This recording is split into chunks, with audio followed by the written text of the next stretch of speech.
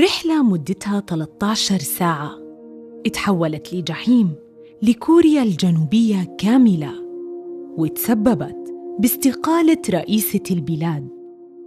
أنا إيمان من قناة قصة، واليوم رح نعرف الحقيقة وراء غرق عبارة سويل. 475 راكب، منهم 325 طالب، اتحركوا من ميناء آنشان غرب كوريا اللي بيبعد ساعة من مدينة سيول عاصمة كوريا الجنوبية، متوجهين لجزيرة جيجو، الجزيرة اللي تعد من أشهر الجزر السياحية في كوريا. بتروح الناس للفرح والبدايات الجديدة. الرحلة انطلقت مساء يوم 15 إبريل سنة 2014 على متن سفينة MV سويل اللي بالأصل كان اسمها فيري ناميناوي. سفينة انبنت عام 1994 في اليابان كعبارة وناقلة ركاب عادية، إلى أن تم بيعها بعد 18 سنة لكوريا، وتم تغيير اسمها واسمها الجديد بالكورية، يعني العمر الجديد أو البداية الجديدة. شركة تشونغ هيجن مارين المالك الجديد للعبارة أجرت تعديلات عليها، مثل إضافة غرف جديدة حتى تحمل ركاب أكثر، وقللت وزن التوازن، واللي هو مي بتكون موجودة في السفينة بتساعد السفينة على التوازن أكثر. وبهالحركة صارت السفينة توسع بضائع أكثر، لكن بنفس الوقت صارت تميل بسهولة وحساسة أكثر لأي مناورة حادة. بس ملاك السفينة الجدد زوروا تقارير السلامة وحصلوا على موافقات غير قانونية. على بعد ساعتين من جزيرة جيجو، قبطان السفينة لي جون سوك، وهو لا يعتبر القبطان الأساسي للسفينة، وإنما حل مكانه بهاي الرحلة فقط. ترك القيادة للضابطة الثالثة بارك هانجول، واللي تعتبر غير مؤهلة تماماً للقيادة وقليلة الخبرة في هذا المسار تحديداً، وهذا بحد ذاته خرق خطير لقواعد السلامة. بارك لاحظت انحراف بسيط عن المسار لما كانت العبارة تمر في ممر بحري حساس بيحتاج مناورات هادئة جداً.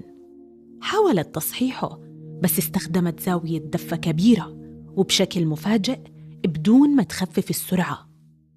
السفينة اللي مصممة لتشيل حمولة بتوصل لحوالي 1000 طن كانت بتحمل أكثر من 2000 طن، متخيلين؟ يعني الضعف ويمكن أكثر، مع وزن توازن قليل وبضائع غير مثبتة. الشاحنات اللي كانت حملتها السفينة انزلقوا لجهة واحدة في ثواني، وملمحها جسم السفينة.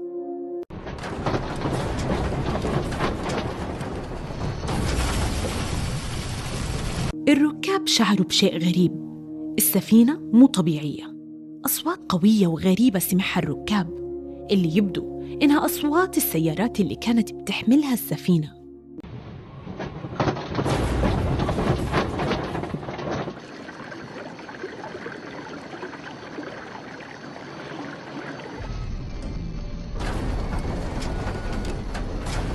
وفجأة السفينة توقفت عن الحركة وبدأت تتأرجح.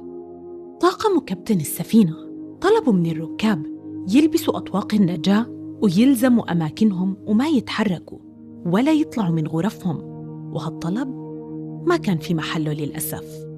كملوا القصة لا تعرفوا ليش. السفينة أرسلت نداء استغاثة للميناء، والمدة المتوقعة لوصول فرق الإنقاذ كانت من 10 ل20 دقيقة، وفعلاً فرق الإنقاذ وصلت على الوقت، ووجدوا السفينة مقلوبة 60 درجة تقريباً. بدأت عملية الإنقاذ لايف. الفرق بدأت أولاً بإنقاذ قبطان وطاقم السفينة.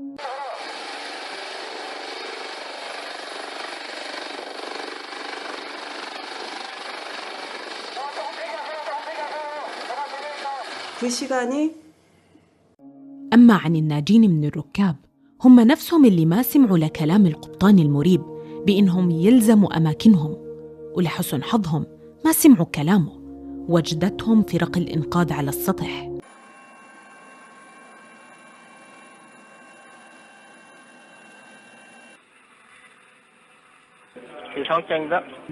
وكثير من الطلاب اللي سمعوا كلام القبطان ولزموا غرفهم للأسف كانوا هم الضحايا. تواصلوا مع أهلهم بلحظاتهم الأخيرة، وأرسلوا رسائل توديع يعبروا فيها عن حجم حبهم لأهلهم. هالوضع الكارثي كانوا على يقين إنه النهاية كانت وشيكة. ولكم أن تتخيلوا شعور الأهالي بهديك اللحظة، كيف لأب أو أم يودعوا أطفالهم بهاي الطريقة المؤلمة. فالله يكون بعونهم قديش موقفهم كان صعب ومؤلم. السفينة خلال عملية الإنقاذ بدأت تميل وتغرق أكثر. بعد ساعتين من جهود فرق الإنقاذ غرقت السفينة وظل الجزء العلوي فقط. وبعد يومين غرقت السفينة بالكامل. وسائل الإعلام أعلنت إنه عملية الإنقاذ نجحت وتم إخراج جميع الركاب. هالإعلان ما كان لصالح الحكومة أبداً. الناس بلشت تسأل، وحقائق صدمة الجميع طلعت. 175 راكب فقط تم إنقاذهم من أصل 475. حوالي 300 شخص كانوا بالسفينة، والسفينة للأسف غرقت. التحقيقات بلشت وأثبتت الحمولة غير المتوقعة للسفينة، وأوامر القبطان للركاب بإنهم يلزموا غرفهم. أما الكارثة إنه نداء الاستغاثة الأول ما وصل من القبطان أصلاً. القبطان أرسل نداء الاستغاثة بعد نص ساعة من بدء الكارثة. في الحقيقة النداء الأول وصل من الطالب شوي دوك إلي، اللي مع كامل الأسف ما نجا وكان من الضحايا. اتصل بالطوارئ وكان سبب بتحركهم السريع.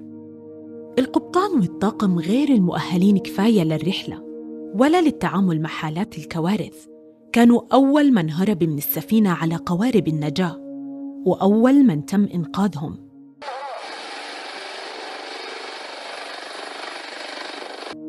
واللي ما بلغوا عن وجود ركاب غير اللي كانوا على السطح. الكوادر استمرت بالبحث وطلعت باقي الجثث، لكن ضل 10 جثث مفقودة. الغواصين استمروا في البحث ولاقوا جثة فتاة في حمام كانوا فتشوه من قبل أكثر من مرة، وال9 جثث الباقية إلى الآن ما انوجدت.